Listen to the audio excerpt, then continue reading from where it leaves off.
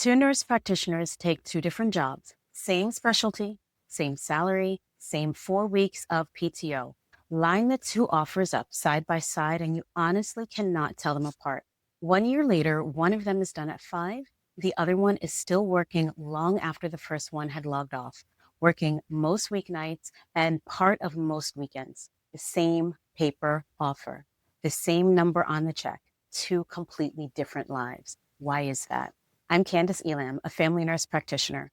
I work full-time in primary care at a federally qualified health center in New York City. I precept the NPs coming up behind me. This is the first video in a series about reading the job behind the offer. And I want to start with the thing that's underneath it. Not a tip, not a checklist. The economic fact that decides everything else, because once you see it, you're not going to be able to unsee it. Every job you look at after this one will look different to you. Here's the fact. In primary care, you are a worker, and the product that you make is the patient visit. That's it. The more visits you generate, the more revenue your practice earns. Your value to the organization, in the way that the organization actually measures value, is the number of patients you move through the door. That sounds cold said out loud, and most NPs never hear it said out loud, which is exactly the problem. Nobody tells you this in NP school. School tells you about clinical excellence and patient outcomes and being a great medical provider, and all of that is real. But that isn't what the business is buying. The business is buying visits.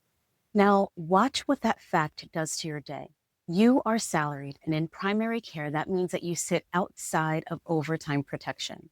Your salary is a fixed amount for the role, no matter how many hours the role turns out to actually take. There's no overtime that starts for you at hour 41. So think about what the practice is and what it isn't paying for. It is paying you to generate visits. It is not separately paying for the results that the visits produce, the messages, the refills, the prior authorizations, the note. All of that work is real. All of that work is required, but it doesn't generate a dime of new revenue on its own. It's the exhaust of the work that actually generates the revenue. So here's the design that follows, and it follows logically, not because anyone in your organization is a villain. Your practice books your day wall to wall with the thing that makes money, the visits. And it treats the work that those visits create as something that will get done somehow in the cracks or in the after hours. And because you're salaried with no overtime, when that work runs beyond your scheduled hours, it costs the practice nothing. The salary just stretches to cover those extra hours. The visits happen inside of the workday, which is where they're being paid for, and the rest of it follows you home where there is no pay for that. So that's the whole mechanism.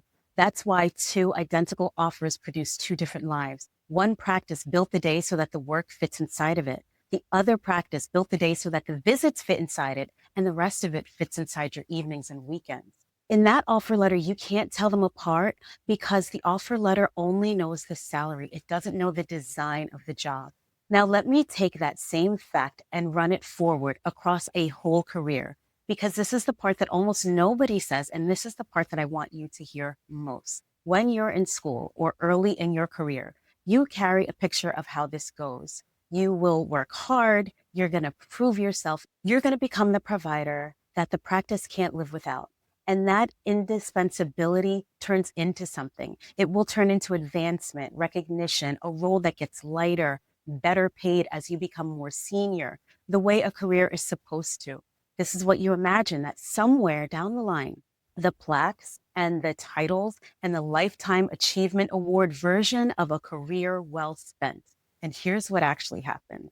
And I've watched it happen to many people that I care about. The hard work gets you more work. Maybe you get a title, often a worse schedule, because the reward for being reliable is being handed the coverage that nobody else will take. And when the schedule gets worse, quietly, so does what you actually earn for each hour that you give to your job. The number on your contract might even go up a little bit, and the hours that it's divided across will also be going up a lot more. I know nurse practitioners who have been dedicated to a practice, dedicated to their patients for years and years, long hours, extra roles piled on top of their patient panel, This is the person who always says yes. And when they look up, the picture is not the one that they expected, and certainly not the one that they were promised. Their health has changed. The relationships outside of work have stagnated or never really got built because there was never any time for it. And what's left after all of it is the job. The job was the thing that got their best years. The job does not love them back. It was never going to. It's a job. But here's the truth about the recognition that you're picturing. The product is the visit. Nobody hands you a lifetime achievement award for seeing patients. The organization measures you on volume, and the volume is invisible the moment it's produced. You might get a photo on the website once a year, a mention at a conference, but the everyday reality of work as a nurse practitioner is not glamorous, and it is not rewarded with medals or raises. It's about getting the patients in and out the door every single day. Let me give you the sharpest version of this because a physician I talked to recently laid it out better than I could. This physician has been at the organization for a really, really long time and looked back and realized that very little professional development has actually taken place in all those years. There was a program that this physician was genuinely passionate about, population health work that made the job feel like it was more than an assembly line. And the organization stopped funding it. They hadn't stopped valuing it in words, they just stopped funding it. And this physician was told that they were welcome to keep it going, keep that passion project going on his own time, like after the clinic, with no extra pay, no admin time, no change to his schedule to make any room for it. The organization supported it verbally, said go for it, but wasn't going to put any resources into it. So sit with what that actually is. The organization will happily accept the meaningful work, but it won't resource it because the meaningful work isn't the product. The visit is. Anything that isn't a visit, they will take for free. You will fund it out of your personal hours. They will call it your passion. And this physician, of course, said no. Now, I'm the kind of person who would say no to that too, because the alternative is watching someone who genuinely wants to improve population health get told, you just work here. Do the work we pay you to do, which is visit and go home. Anything else you care about, you can do it for us, but we're not going to pay you for it. My mother says the favor you do today becomes your job description tomorrow. And this is it exactly. The extra thing you take on to be that indispensable person doesn't get you advancement. It gets absorbed into the baseline, unpaid and unresourced, and then it just becomes the expectation. I'll say the practical thread here before we go any further. If any part of a job matters to you, the schedule, the administrative time, the role you're being promised, it only counts if it's in the signed contract. A warm answer in an interview governs nothing. What's written in the contract is what governs. I made a free checklist for exactly that, the promised versus delivered list. It's called Get It in Writing, and it's in the description. Now, I need to turn this around because if you stop where I just left off, you would think that I'm telling you that the work isn't worth it or that caring is foolish. And that is not at all what I'm saying. And it matters that I'm clear. The daily work is good work. Seeing patients day after day, the hypertension, the asthma, the diabetes, the sore throats, the same conditions over and over again. It is unglamorous. It is difficult. A lot of it is mundane. And it is also genuinely enjoyable. And it matters, and it's worth doing well. I still do it. I choose it. The population health programs, the teaching, the extra initiatives, those are worth doing also. None of what I just told you means that you should stop caring about any of it. What it means is that you have to see clearly what you're employed to do so that the things that you care about don't get funded out of the wrong accounts, because they will be if you let them. The extra program, the always saying yes, the work that follows you home, all of it gets paid for some way, somehow, from somewhere. And if the organization isn't the one paying for it, then it's going to be paid for out of the quality of your marriage, out of your children's childhoods, out of the relationships that you never got around to building, out of your health. That's the account that these things come out of. Not because the work isn't worthwhile, but because you didn't decide on purpose what you were willing to spend on it. You can do meaningful work in this profession. You just have to do it in a way that doesn't quietly bill your whole personal life to an employer who is only ever paying you to see patients.